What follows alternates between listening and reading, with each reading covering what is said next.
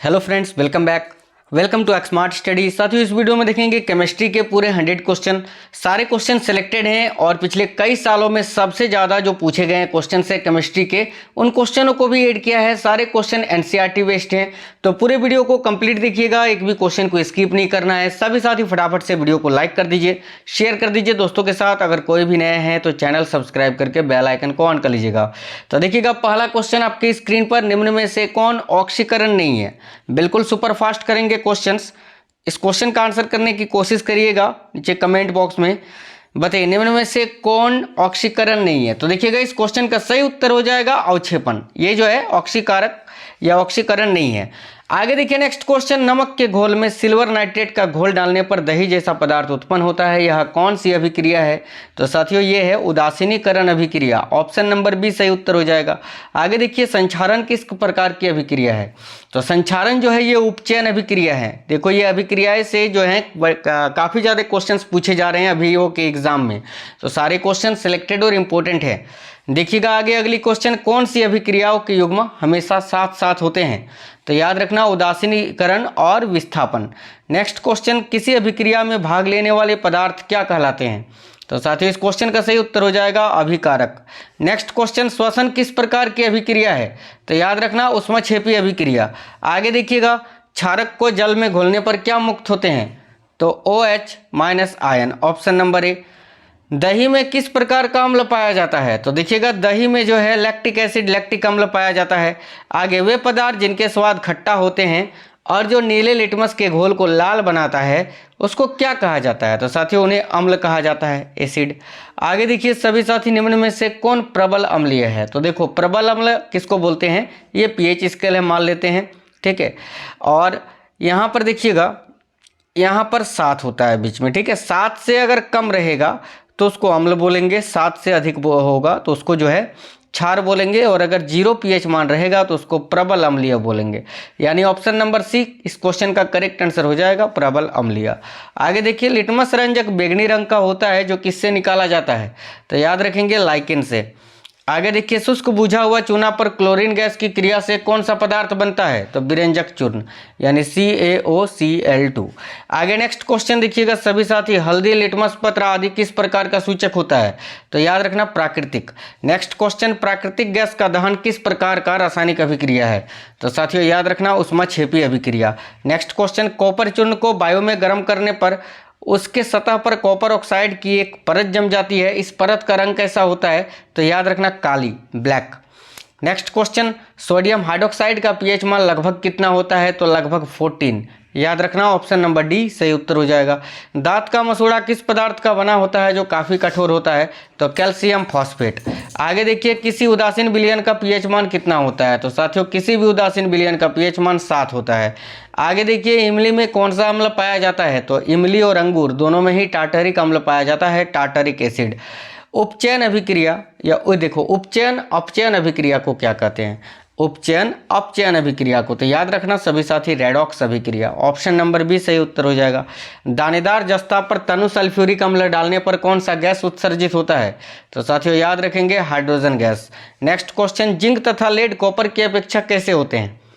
Zinc तथा lead copper की अपेक्षा कैसे होते हैं? तो अधिक क्रियाशील। ऑप्शन नंबर बी करेक्ट हो जाएगा। अंगूर का किण्वन करना एक किस प्रकार का परिवर्तन है?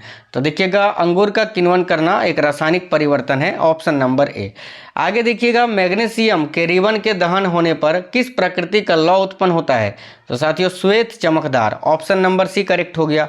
आगे देखिए, सिरका में कौन सा अम्ल पाया जाता है? तो सिरका में एसिटिक एसिड पाया जाता है, और ये क्वेश्चन बहुत इंपॉर्टेंट है। निम्न में से कौन विजातीय यौगिक है? बिल्कुल सुपर फास्ट करवा रहे हैं ताकि आप लोगों का समय बचे, कम समय में आप लोग क्वेश्चन पढ़ सके। देखिए, कौन सा विजातीय यौगिक है? तो याद रखना, plaster of Paris. Plaster of Paris का सूत्र होता है calcium sulphate CaSO4 with half H2O। याद रखेंगे। आगे नेक्स्ट क्वेश्चन देखिए, मधुमक्खी के डंक मारने पर किस पदार्थ से उपचार करना लाभकारी होता है? तो बेकिंग सोडा से। आगे देखिए सभी साथी, मुंह साफ करने के लिए किस प्रकार के मंजन का व्यवहार करना चाहिए जिससे कि दंत क्षय को रोका जा सके? तो याद रखना, क्षारकीय दंत मंजन। जस्ता के अयस्क कौन से हैं? तो याद रखना zinc blende option number A. Alumina का विद्युत अपघटन करने पर एनोड पर कौन सी गैस जमा होती है? तो oxygen gas option number D. आगे कौन सी धातु है जो अधिक ताप पर भी ऑक्सीजन से अभिक्रिया नहीं करती है? तो याद रखेंगे सोना, इसीलिए सोना बहुमूल्य धातु होता है।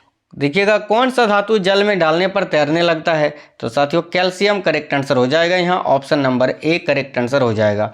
एक धातु के टुकड़े से पतले तार खींचे जा सकते हैं, यह धातु के किस गुणधर्म के लिए उत्तरदायी है? तो साथियों याद रखना तन्यता के लिए, ऑप्शन नंबर ए। इनमें से कौन सी धातु चमकीला है? तो देखिएगा ब्रोमीन, ऑप्शन नंबर डी सही उत्तर हो जाएगा, ब्रोमीन करेक्ट आंसर है। कौन सी धातु जल के साथ अभिक्रिया करती है? तो साथियों कौन सी धातु है जो जल के साथ अभिक्रिया करती है? तो पोटेशियम करेक्ट आंसर होगा। आयनिक यौगिक के गलनांक एवं क्वथनांक कैसे होते हैं? तो आयनिक यौगिक जो होते हैं उसके गलनांक और क्वथनांक जो होते हैं वो उच्च होते हैं, ऑप्शन नंबर बी। आगे देखिए मैग्नीशियम के दहन से जो उत्पादक बनते हैं वह क्या है? तो मैग्नीशियम के दहन से जो उत्पादक बनते हैं वो क्षारीय प्रकृति के होते हैं, ऑप्शन नंबर सी। आगे सोडियम, लिथियम, कैल्शियम और निकेल में से किस धातु को चाकू से काटा जा सकता है? तो साथियों देखिएगा इस क्वेश्चन का सही उत्तर हो जाएगा सोडियम को। नेक्स्ट क्वेश्चन, इनमें से कौन सी धातु द्रव अवस्था में पाई जाती है? तो द्रव अवस्था में मरकरी पाया जाता है, ऑप्शन नंबर बी सही उत्तर है। निम्न में से कौन धातु पानी में डुबा कर रखा जाता है? इनमें से कौन सा धातु है जिसको पानी में डुबा कर रखा जाता है? तो श्वेत phosphorus, option number B correct हो गया। आगे देखिए ताम्र एवं टीन यानी तांबा और टीन के मिश्र धातु को क्या कहते हैं? तो साथियों तांबा और टीन के मिश्र धातु को कांसा कहते हैं, ब्रोंज, ऑप्शन नंबर सी। सीसा और टीन की मिश्र धातु को क्या कहते हैं? तो सीसा और टीन की मिश्र धातु को सोल्डर कहते हैं, ऑप्शन नंबर डी सही उत्तर हो जाएगा। कॉपर को वायु में जलाने पर कौन सा यौगिक बनता है? तो देखिएगा जब कॉपर को वायु में जलाते हैं तो साथियों कॉपर ऑक्साइड बनता है, ऑप्शन नंबर सी। आगे देखिए सिलिका क्या है? तो सिलिका साथियों उपधातु है। उपधातु किसे बोलते हैं? तो जिसमें धातु और अधातु दोनों का ही गुण पाया जाता है उसको उपधातु बोलते हैं, इंग्लिश में इसको मेटलॉइड बोलते हैं। आगे देखिएगा धातुओं को पीटकर पत्थर बनाना आसान है। देखो धातुओं को पीटकर पतला से पतला और अधिक से अधिक पतला बनाया जा सकता है, यह धातु के किस गुणधर्म के कारण होता है? तो आघात वर्ध्यता, ऑप्शन नंबर बी सही उत्तर हो जाएगा। अगर किसी मिश्र धातु में एक धातु पारद है तो इसे क्या कहते हैं?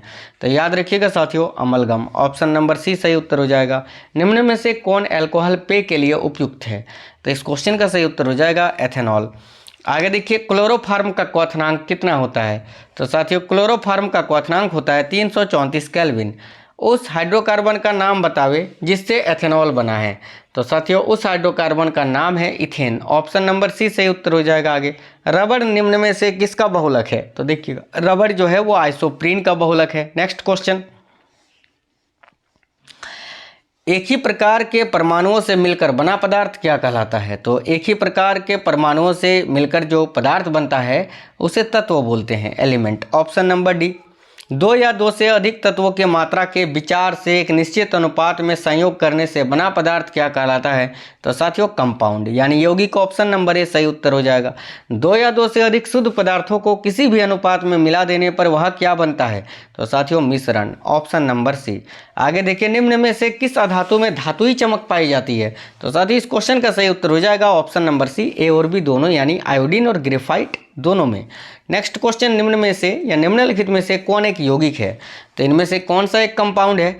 तो ओजोन। ओजोन को हम कैसे लिखते हैं? O3, ये तो सिंगल ही है।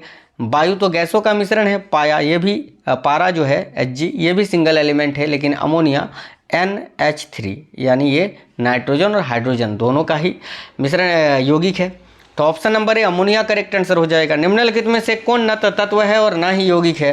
तो याद रखना वायु, क्योंकि वायु गैसों का मिश्रण है। नेक्स्ट क्वेश्चन, पदार्थ का चतुर्थ अवस्था क्या कहलाता है? तो साथियों पदार्थ का चतुर्थ अवस्था कहलाता है प्लाज्मा, ऑप्शन नंबर ए सही उत्तर हो जाएगा। बारूद क्या है? बारूद जो होता है वो क्या होता है? तो बारूद मिश्रण होता है, ऑप्शन नंबर बी मिश्रण करेक्ट आंसर हो जाएगा। देखिएगा विश्व का प्रत्येक पदार्थ अत्यंत सूक्ष्म कणों से मिलकर बना होता है, यह सर्वप्रथम किसने कहा था? देखिए इस क्वेश्चन का सही उत्तर क्या हो जाएगा, ठीक है। तो साथियों इस क्वेश्चन का सही उत्तर क्या हो जाएगा? देखिएगा कनाद, ऑप्शन नंबर सी सही उत्तर हो जाएगा। किस वैज्ञानिक ने परमाणु सिद्धांत की खोज की थी? तो किस वैज्ञानिक ने परमाणु सिद्धांत की खोज की थी? जॉन डाल्टन ने, ऑप्शन नंबर ए सही उत्तर हो जाएगा। निम्नलिखित में से कौन एक अस्थायी कण है? तो साथियों इनमें से कौन सा एक अस्थायी कण है? इलेक्ट्रॉन में नेगेटिव आवेश होता है, प्रोटॉन में पॉजिटिव, लेकिन न्यूट्रॉन में कोई आवेश नहीं होता है। तो option number A correct answer होगा। न्यूट्रॉन की खोज किसने करी थी? बड़ा ही सिंपल क्वेश्चन है, तो याद रखना चैडविक ने, जेम्स चैडविक करेक्ट आंसर हो जाएगा। परमाणु नाभिक की खोज किसने करी थी? तो साथियों परमाणु नाभिक यानी परमाणु के अंदर नाभिक की खोज किसने की थी? तो रदरफोर्ड ने। ऑप्शन नंबर बी सही उत्तर हो जाएगा। निम्नलिखित में से किस परमाणु के नाभिक में न्यूट्रॉन नहीं होता है? तो याद रखना हाइड्रोजन। हाइड्रोजन के नाभिक में केवल एक प्रोटॉन होता है, न्यूट्रॉन नहीं। ऑप्शन नंबर सी सही उत्तर हो जाएगा। इलेक्ट्रॉन के तरंग प्रकृति की खोज सर्वप्रथम किसने करी थी? तो इस क्वेश्चन का सही उत्तर हो जाएगा साथियों option number A de Broglie से। आगे देखिए, डाल्टन के परमाणु सिद्धांत के अनुसार कौन सा सबसे छोटा कण है जो स्वतंत्र रूप में रह सकता है? याद रखिएगा परमाणु, एटम। ऑप्शन नंबर सी सही उत्तर हो जाएगा। किसी परमाणु के गुण किस पर निर्भर करते हैं? तो साथियों किसी परमाणु के गुण जो हैं वो इलेक्ट्रॉनिक संरचना पर निर्भर करते हैं। न्यूट्रॉन और प्रोटॉन के संख्याओं के योगफल को क्या कहते हैं? तो न्यूट्रॉन और प्रोटॉन के संख्याओं के योगफल को क्या कहते हैं? तो द्रव्यमान संख्या। आगे देखिए, किन किरणों के प्रकीर्णन से नाभिक के आकार का आकलन किया जा सकता है? तो साथियों सही उत्तर हो जाएगा अल्फा कण से। ऑप्शन नंबर डी सही उत्तर हो जाएगा। परमाणु का भार, परमाणु भार का अंतर्राष्ट्रीय मानक क्या होता है? तो साथियों कार्बन 12। ऑप्शन नंबर डी सही उत्तर है। किसी परमाणु के बाह्यतम कक्षा में कितने इलेक्ट्रॉन रह सकते हैं? तो किसी परमाणु के बाहरी कक्षा में अधिक से अधिक 8 इलेक्ट्रॉन रह सकता है। आगे देखिए, सोडियम परमाणु में कोर इलेक्ट्रॉन की संख्या कितनी होती है? तो याद रखना 10। ऑप्शन नंबर डी सही उत्तर हो जाएगा। परमाणु का द्रव्यमान किन मौलिक कणों पर निर्भर करता है? तो साथियों परमाणु का जो द्रव्यमान है वो न्यूट्रॉन व प्रोटॉन पर जो है वो पूरी तरह से निर्भर करता है।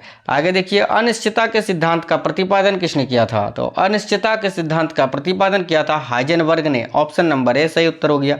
किसी तत्व की रासायनिक प्रकृति किस पर निर्भर करती है? तो साथियों किसी तत्व की रासायनिक प्रकृति जो है वो संयोजी इलेक्ट्रॉन पर निर्भर करती है। आगे देखिएगा, किसी तत्व के रासायनिक गुण किस पर निर्भर करते हैं? तो किसी भी तत्व के रासायनिक गुण जो हैं वो परमाणु संख्या पर निर्भर करते हैं। Option number A.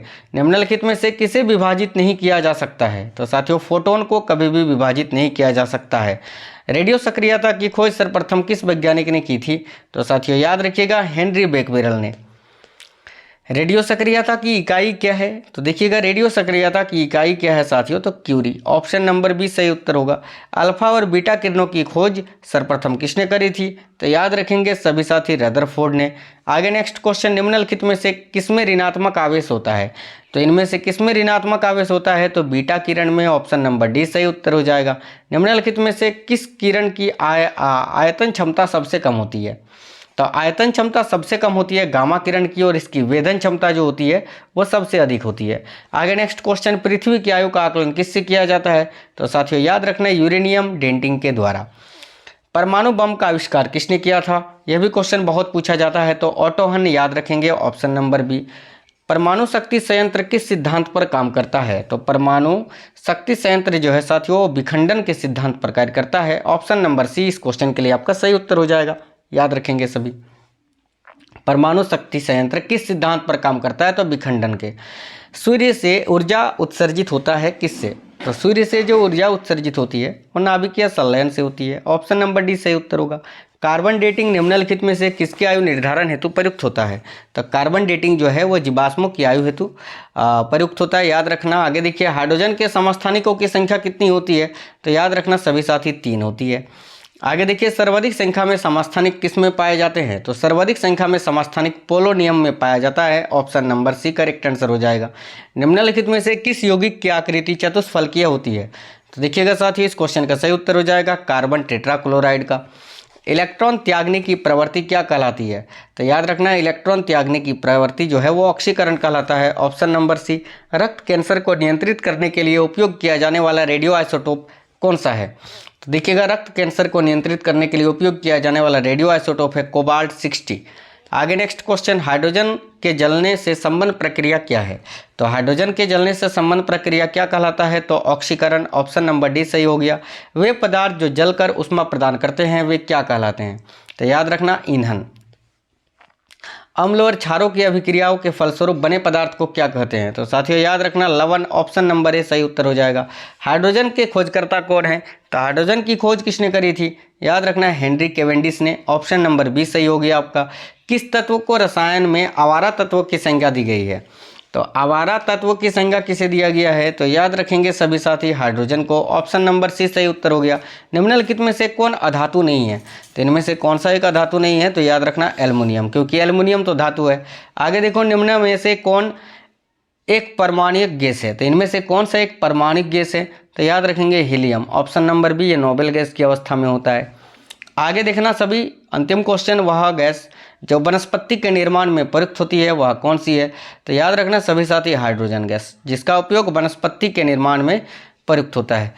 तो ये पूरे 100 क्वेश्चन थे। वीडियो को लाइक कर दीजिए, सभी साथी शेयर कर दीजिए, कमेंट बॉक्स में कमेंट करके जरूर बताना कैसा ये वीडियो लगा है, कैसे क्वेश्चन थे।